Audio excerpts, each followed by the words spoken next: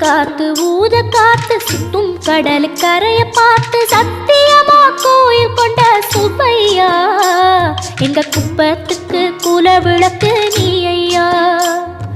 வாட காத்து வீச பார்த்து அலையை எதிர்த்து வலைய போட்டு மீன் பிடிக்கும் தொழில் நடக்குது முத்தையா. கரை மீண்டு வர காவல் உந்தன் வேலையா.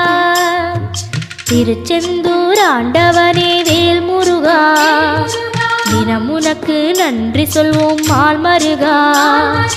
திருவடியில் தவம் இருப்போம் திருமுருகா.